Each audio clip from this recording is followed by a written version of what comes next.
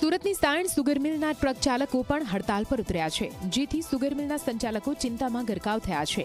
હાલ સુગર મિલ પાસે 6 થી 7 કલાક ચાલે તેટલો જ જથ્થો છે। જો ટ્રક ચાલકો હડતાલ નહીં સમેટે તો સુગર મિલ બંધ કરવાની નોબત આવશે।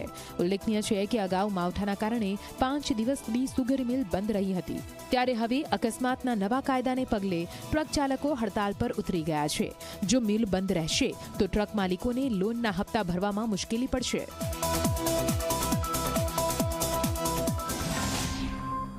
8 કલાક પછી જો આ ટ્રક ચાલકો જો ભરવા નહીં જાય તો 8 કલાક પછી ફેક્ટરી બંધ કરવાની ફરજ પડશે।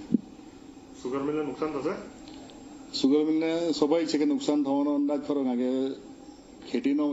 ખેતરમાં માલ પડેલો છે અને સુગર ફેક્ટરીનો પુરવઠો નહીં મળે એટલે સ્વાભાવિક છે કે આપણે મિલ બંધ કરવી પડે। પેલું આ નિયમ કાઢેલું ખરું કે નહીં, તો અહીંયા રસ્તા પર ભરવા જાય તો કોઈ પબ્લિક તો ખબર હોય, તમને શું ખબર જ છે કે રસ્તામાં કોઈ એમ તેમ થાય તો પબ્લિક તો માને નહીં। કોઈ આવીને કોઈ સાધારણ માણસ આવીને મારી જતા છે, અમારા હાથ પગ ભાંગી નાખે તો પછી આ લોકો કહે કે અમારે ફોન કરજે, પછી ફોન કરવાનો ટાઈમ મળે કે નહીં મળે ને। અમને એવી મુશ્કેલી છે કે ગાડીના હપ્તા કેવી રીતના ભરીએ એ તકલીફ છે। આ ડ્રાઈવરને ધ્યાનમાં રાખીએ છીએ અને વાત કરીએ છીએ પણ કોઈ સમજતું નથી।